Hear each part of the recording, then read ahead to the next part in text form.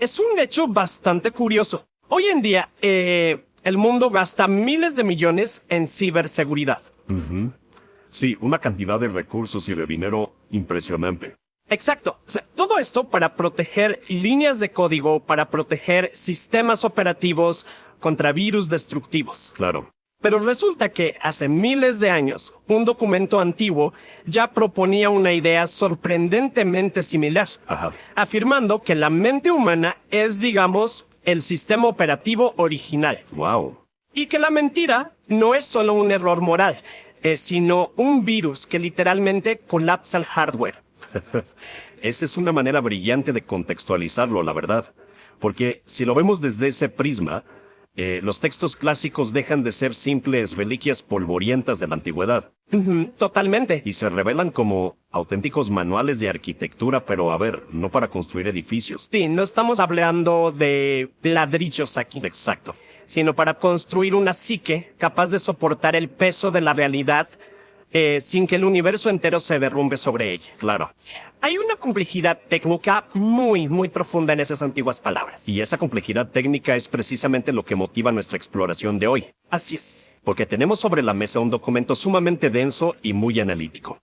Se trata de un extracto, específicamente del capítulo 1, del texto clásicamente conocido como el Libro de la Sabiduría, Sí, un texto fundamental. abarcando, para ser precisos, los versos del 1 al 16. Y creo que aquí es vital establecer las reglas del juego desde el principio. Totalmente de acuerdo. Porque, aunque este texto tiene un profundo y evidente bagaje histórico, nuestro propósito en este análisis a fondo no es, para nada, hacer una lectura teológica ni promover una doctrina. Claro, no vamos por ahí. Exacto. Lo vamos a desmenuzar desde una perspectiva puramente intelectual y filosófica. O sea, estamos ante un tratado que entrelaza la ética del poder, el impacto sociológico del lenguaje y una teoría radical sobre la creación del mundo. Y dirigido originalmente a las élites políticas, ¿no? Ajá, a quienes tenían la enorme responsabilidad de gobernar. Exacto. Entonces la misión de este recorrido es desentrañar la lógica detrás de esas afirmaciones. Queremos entender paso a paso cómo este documento concibe el funcionamiento de la mente, el inmenso poder constructivo y destructivo de nuestras palabras. Sí. Y, sorprendentemente, su teoría sobre cuál es el verdadero origen de la muerte. Que es fascinante. Es un viaje conceptual que comienza, digamos, en los pasillos del poder político y termina cuestionando la estructura misma de la existencia humana. Y todo comienza apuntando directamente a la cima de la pirámide social. Ajá. El texto, la verdad, no se anda con rodeos. Inicia exigiendo a los gobernantes de la Tierra que amen la justicia y busquen una pureza fundamental. Bueno, analicemos esto, porque el mandato inicial es muy específico. Sí, mucho. Pide a los que gobiernan que buscan al Creador con, cito, sencillez de corazón. Y añade que este poder, esta fuerza que llama sabiduría, se deja encontrar por aquellos que no desconfían y no la tientan. Claro. Pero, inmediatamente después, lanza una de sus sentencias más analíticas. ¿A qué te refieres exactamente? A que advierte que los pensamientos tortuosos separan al individuo del entendimiento. Ah, claro. Esa frase es clave. Pensamientos tortuosos. Exacto. Y al leer esto, mi mente hizo una conexión casi automática con el mundo de la informática que mencionábamos al principio. A ver, desarrollemos esa idea. ¿Cómo se conecta la sabiduría antigua con la informática en este punto? Pues la sabiduría, tal como se describe en estos primeros 5 versos, funciona exactamente como un sistema operativo altamente sensible. Ok. Imaginemos por un momento que el ser humano, o sea, compuesto por cuerpo y mente, es el hardware. La máquina física. La máquina, exacto.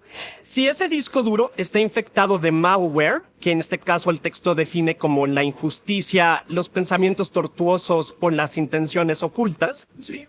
el software de la sabiduría revisa el entorno y simplemente aborta la instalación. Wow. Literalmente no se instala.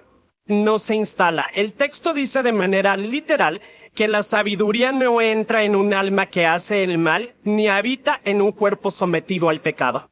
Claro, hay una incompatibilidad de raíz. Exacto. Detecta que el entorno es incompatible y cancela el proceso por completo. Lo fascinante aquí es la naturaleza absolutamente activa, y yo diría casi defensiva de este proceso. Sí. Siguiendo con tu analogía, no estamos hablando de un programa pasivo que arroja un código de error en la pantalla y se congela. O sea, no es la pantalla azul y ya. No, para nada. El documento describe este espíritu educador utilizando verbos de evasión y de acción táctica. A ver, Dice que huye de la falsedad, se aparta de los razonamientos insensatos y se siente rechazado cuando sobreviene la injusticia. o sea, la sabiduría tiene agencia propia. Exactamente. Tiene agencia. Pareciera que tiene un mecanismo de autoprotección. Se niega rotundamente a ser utilizada como una simple herramienta. Es que exige una pureza intelectual innegociable.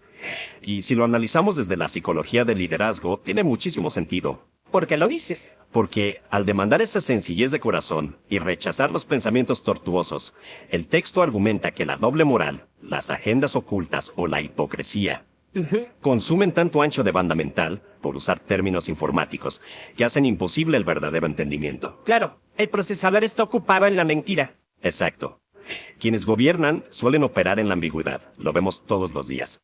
Pero el texto postula que el poder, al ser puesto a prueba, desenmascara, y cito, confunde a los insensatos. Ajá. Para que el sistema funcione a su máxima capacidad, requiere un ecosistema interno completamente transparente y sin contradicciones. Pero a ver, si la sabiduría requiere esa transparencia radical y huye automáticamente de la mente corrupta o del razonamiento insensato, surge un dilema sumamente práctico.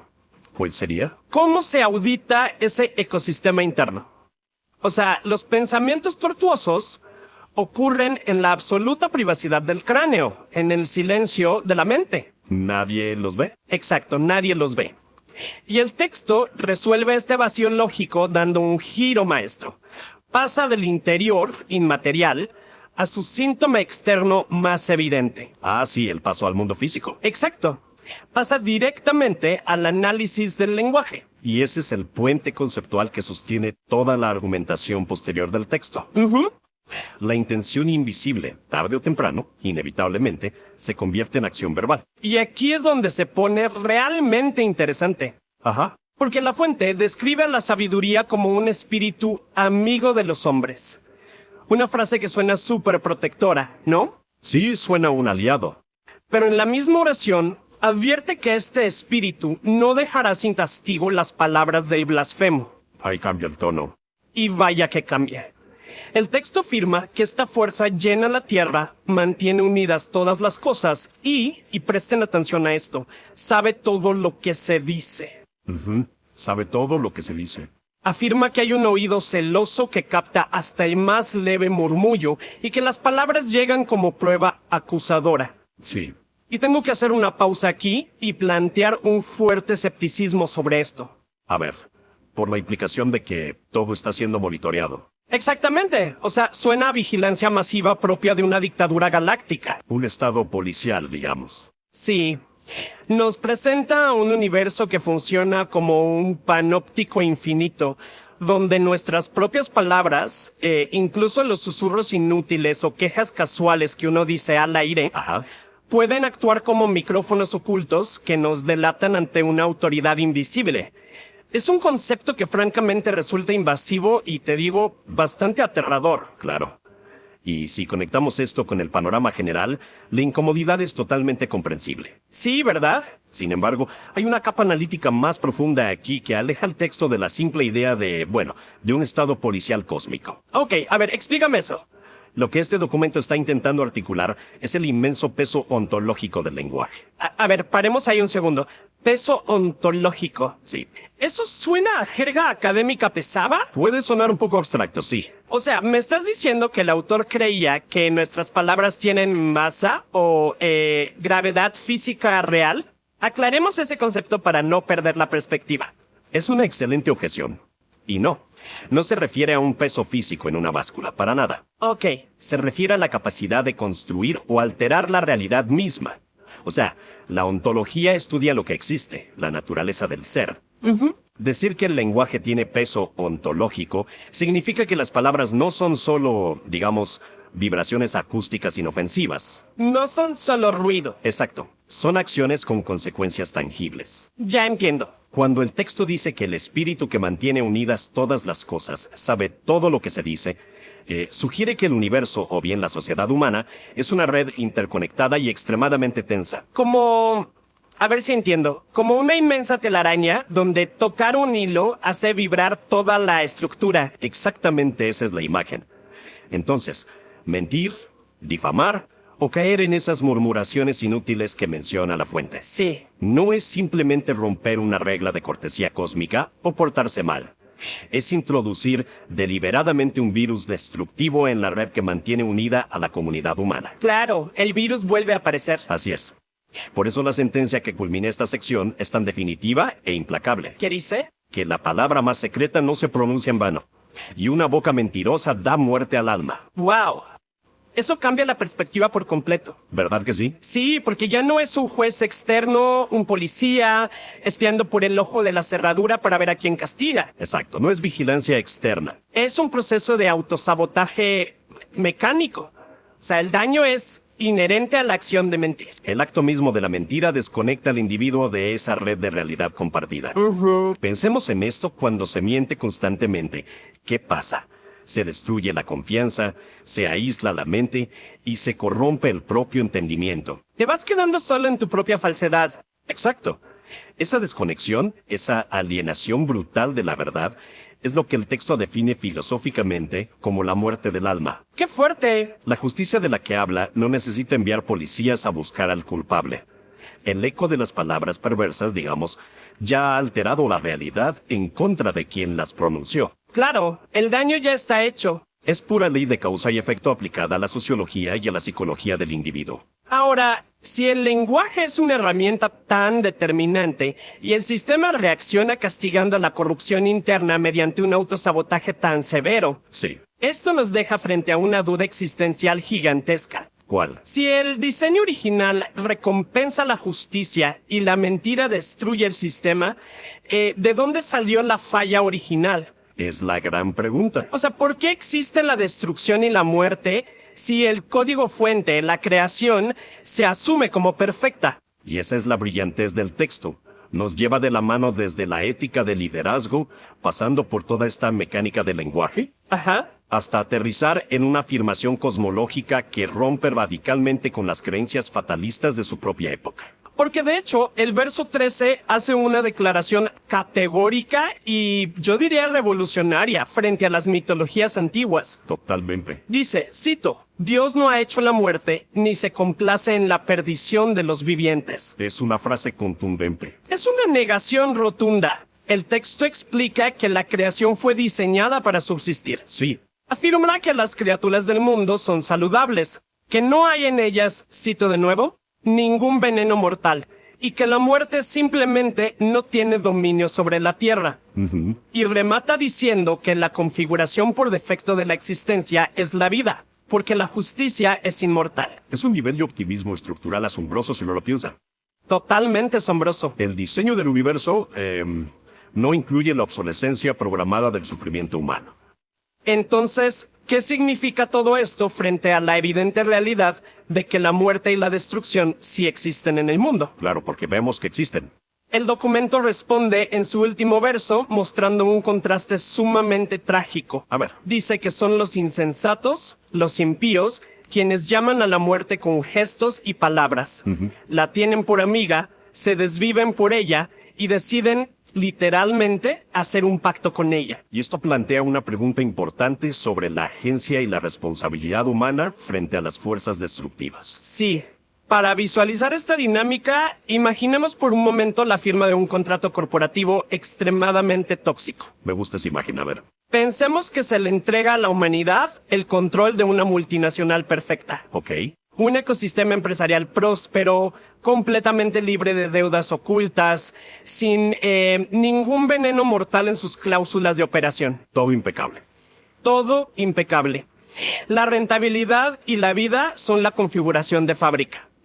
Sin embargo, la junta directiva, o sea, los seres humanos operando desde la injusticia, Sí. empieza a usar su poder, sus gestos y palabras, como dice el texto, para sabotear activamente a su propia empresa. Qué locura. Pero sí, Deciden cabildear por su propia ruina. invitando a la quiebra como si fuera un socio estratégico altamente deseable. Wow. Firman un pacto entregando las llaves del edificio voluntariamente a la bancarrota. Esa analogía captura perfectamente la tremenda dualidad presente en el pensamiento del autor. Por un lado, tenemos una defensa inquebrantable del diseño original de la vida. Sí, la muerte y la ruina no son un castigo caprichoso impuesto por un arquitecto vengativo, ni son fuerzas naturales primigenias. No venían en la caja. Exacto. Pero por otro lado, expone la tragedia inmensa de la invención humana. Claro. La destrucción, en este marco filosófico, es una profecía autocumplida. Es un ente parasitario al que ciertos individuos invitan activamente mediante sus razonamientos tortuosos y sus murmuraciones. Y es que el texto dice explícitamente que hacen este pacto porque, y esto es muy oscuro, son dignos de pertenecerle. Sí, esa frase es helada. Hay una simetría oscura ahí. Es el universo respondiendo a las demandas de los insensatos. Así es. Si alguien dedica su energía a construir narrativas de odio, mentiras o destrucción a su alrededor, la realidad finalmente capitula Se dobla ante esa insistencia. y le concede exactamente el entorno envenenado que ha estado invocando. Y es la consumación práctica de ese autosabotaje del que hablábamos hace un momento. Si la boca mentirosa corrompe al individuo, una sociedad que abraza la falsedad institucional colectiva firma un pacto macroscópico con el colapso. Firman la quiebra de la multinacional. Exacto. Transforman un elemento que no tenía dominio sobre la Tierra en un amo absoluto al que terminan sirviendo por elección propia. Wow. Han sintetizado su propio veneno a través del uso irresponsable de ese, digamos, peso ontológico que tienen las palabras. Definitivamente. Este ha sido un viaje intelectual increíblemente denso y revela por qué estos textos clásicos merecen ser analizados con lupa, mucho más allá de su contexto original. Totalmente. Empezamos nuestra exploración de hoy observando cómo este documento establece requisitos muy estrictos para el liderazgo, Sí. demandando una pureza operativa sin contradicciones para que el sistema de la sabiduría pueda instalarse. Y luego observamos cómo esa exigencia se traslada al mundo exterior mediante el análisis del lenguaje, ¿no? La advertencia sobre el oído celoso y la materialidad de las palabras nos recuerda que, francamente, no existen declaraciones inocuas. Ninguna palabra es de a gratis. Ninguna. El tejido social y la propia integridad cognitiva son redes muy sensibles donde cada falsedad genera una ruptura real. Para culminar en la visión más optimista, pero a la vez más severa que hemos discutido. Sí. La afirmación de que la vida, la salud y la justicia son el estado predeterminado de la existencia. La configuración de fábrica. Exacto. La destrucción no es un destino inevitable escrito en las estrellas, sino el resultado de una muy mala gestión humana. Es una elección que se rubrica diariamente mediante un pacto invisible de palabras y acciones negligentes. Así es. Y abordar esto como filosofía pura nos obliga a considerar la inmensa responsabilidad que tenemos sobre la arquitectura de nuestras propias realidades. Esa es la fuerza perdurable del pensamiento clásico. O sea, proponen marcos conceptuales que trascienden su época. Claro. Independientemente de los avances tecnológicos, los mecanismos fundamentales de la cognición humana y las ramificaciones de nuestros actos lingüísticos siguen operando bajo estas lógicas implacables. El costo de una mente tortuosa sigue siendo la incapacidad de comprender el panorama completo. Y eso nos deja con una reflexión expansiva, una idea para seguir masticando en privado mucho después de finalizar este análisis. A ver, El texto antiguo subraya que el pacto con la ruina se afirma constantemente a través de gestos y palabras, llamando a la destrucción casi por inercia. sí, sin darnos cuenta. Vivimos en la era de la hipercomunicación, donde el lenguaje se ha masificado a una escala sin precedentes. Como nunca en la historia. Los murmullos, las opiniones impulsivas, las difamaciones y los rumores ya no se quedan en espacios cerrados. No, para nada. Viajan a través de algoritmos a la velocidad de la luz, impactando la percepción de millones de mentes en cuestión de segundos. Es un eco global, digamos. Exacto. Si asumimos la premisa de que las palabras tienen la capacidad ontológica de crear o destruir realidades compartidas, cabe preguntarse profundamente. En los ecosistemas digitales que habitamos hoy en día, ¿cuántos de estos pactos destructivos se están firmando de manera colectiva y automática?